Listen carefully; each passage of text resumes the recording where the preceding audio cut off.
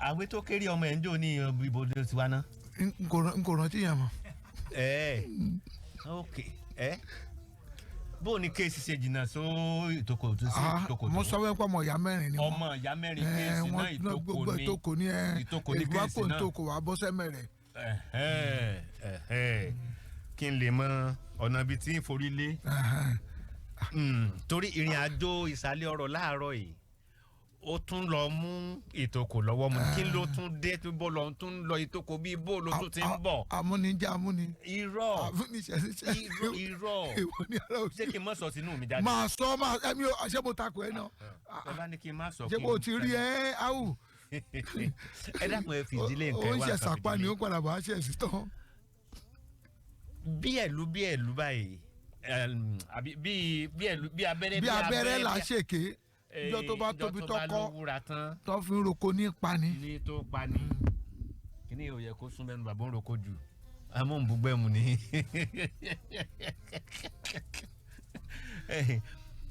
arákùnrin yìí kò lè jẹ́ pé age of 35 ìnira dáadáa ètò bá ó gbọ́dọ̀ ti máa bọ̀ láti kékeré tí ò rẹ́ni gbà. ọgbọ́n Yorùbá ni wọ́n ní dànìdànì kì í bá wọn lágbà àti kékeré ní ti bá wọn lọ. ní ti bá ní lọ. ní ti bá wọn lọ.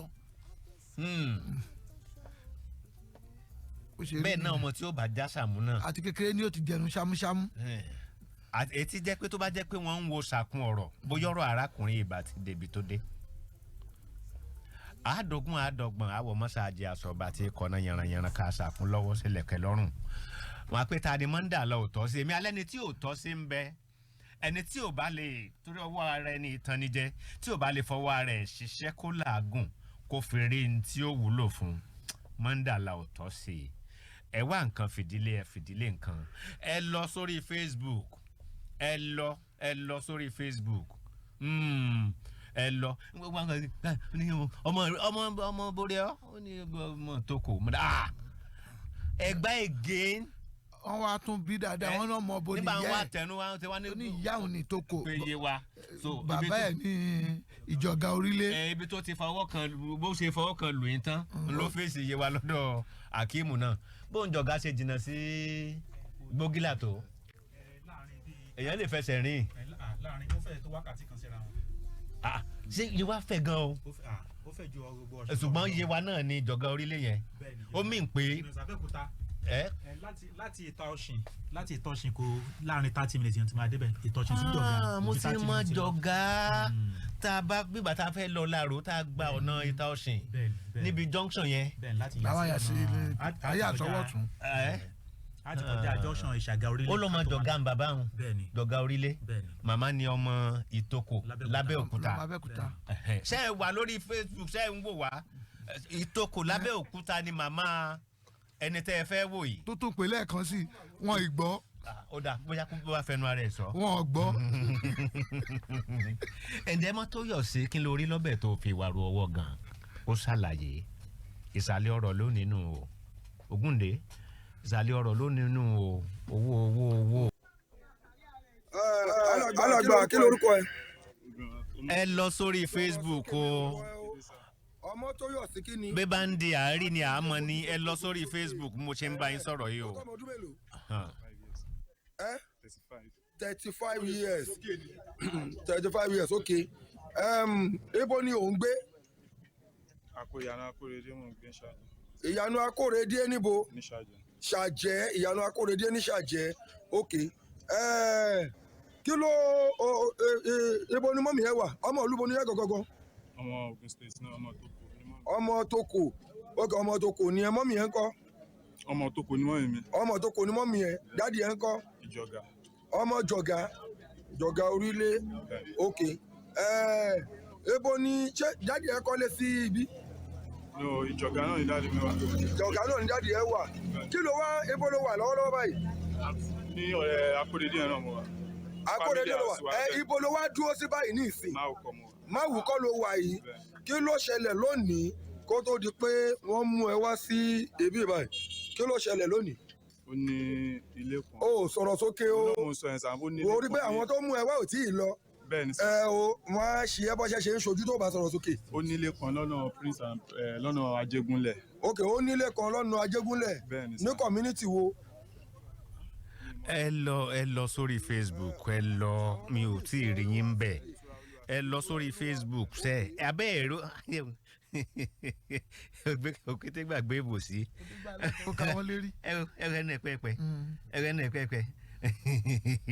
kí ló ṣẹlẹ̀ nílé yẹn. ilé yẹn àti ọjọ́ nígbà tó fi ń ṣiṣẹ́ ń bẹ̀ mí náà ti ṣe labour and berry. ok o ti ṣe labour nínú ilé yẹn rí. bẹ́ẹ̀ ni sà. ok. so mo wá gbàbẹ̀ kọjá mo wá hàn pé àkóso anybody ń bẹ̀ ní bí on the 30th last month. ok o gbàbẹ̀ kọjá ní 30th last month o wá rí pé kò sí anybody ń bẹ̀. bẹ́ẹ̀ ni sà. kí ló wá ṣẹlẹ̀. tomato adọ́ the first mo wá lọ bẹ̀ so mo wá rí pé kò sí anybody ń bẹ̀ tó tọ́ mo máa fi ń move àwọn materials tó wà ń bẹ̀ wáyà ní window aluminium. ok o gbàbẹ̀ kọjá lọ́nà 31st last month o wá rí on the 30th o wá rí pé kò sí èèyàn ń bẹ̀ o wá kú wọlé o wá remove àwọn nǹkan tó wà ń bẹ̀ o wá já gbogbo wáyà lé onílé ẹ̀yin ọmọ ádámù ẹ̀ mà burú o. ọgbọ́n kìlọ̀ àwọn nǹkan wo ló tún gbé yàtọ̀ sí àwọn eléyìí àwọn nǹkan wo ló tún kù tí o tún ti yọ nínú ilé yẹn. bíi àwọn kíní wall socket. àwọn wall socket kíní wall socket oní iná ok àti kí tún ni ẹjọ ẹjẹ agbọràn ẹjọ o. ok àwọn táàpù ẹ̀rọ ok ń gbọ́ burglary ńkọ́. náà ní kíní aluminium. ok ṣé aluminium. àwọn mi kọ́ mo yọ yẹn o. ok but wọ́n ti yọ yẹn náà bọ̀ ìwọ kọ́ ló yọ. ọ yọ àárọ̀ ìlọ yọ ń gbà tọ́ wá bá mi bẹ́ẹ̀ lọ yọ láàárọ̀. ok àwọn wo ló yọ. àwọn ará àdúgbò ok but ọjà àwọn bá yẹn ń lẹ̀ ń bẹ̀ ibo ni wọ́n bá wọlé. ojú iwájú gate náà mo bá wọlé bí fẹ́ǹsì gate yẹn. ṣé wọn ò tilẹ̀kùn ni. wọ́n ti yọ ibi réèlì ibi fẹ́ǹsì. ó dà a máa débẹ̀ láìpẹ́ yìí ní ìsìn ok a máa débẹ̀ náà láìpẹ́ yìí náà a máa rí ṣùgbọ́n àwọn kan sọ̀rọ̀ nípa kíní freezer wọn náà yọ compressor freezer ìwọ kọ́ ló yọ yẹn but ó bá ń bẹ̀ pé wọ́n ti yọ ó dẹ̀ jọ àpá tuntun. bóyá bó ṣe wà ń bẹ́ẹ̀ nìyẹn. ok compressor yẹn wà nílẹ̀ ń bẹ̀. no kò sí compressor ńlẹ̀ àti bí freezer yẹn ṣe wà mí ìfọwọ́kan freezer rárá. ok but àwọn èèyàn kọ́ jẹ́ sọ wípé kódà ó ti máa ń lọ sunlé yẹn tẹ́lẹ̀tẹ́lẹ̀. àdùnnú ìgbà tí mò ń lọ bẹ̀rẹ̀ náà mo máa ń sùn bẹ̀. ok ìgbà tó ti lọ láti last month yẹn ló ti ń sùn bẹ̀. on the first month 26 láwa yìí bí 26 days ló ti fi ń sunú ilé yẹn àwọn aládùúgbò yẹn ò dé mọ̀ oòrò ó dé ń yàgbẹ́ oúnjẹ òun mú ń bẹ̀ wàhálà ìwúrúwọ̀ ilẹ̀ kidnap èèyàn lọ bẹ̀ òkè ó dà kó búrò let's be security conscious so safe. eléyìí ti wúkọ́. eléyìí wúkọ́. ó wúkọ́ o ó ká wáyà lé òun lé ó ti wúkọ́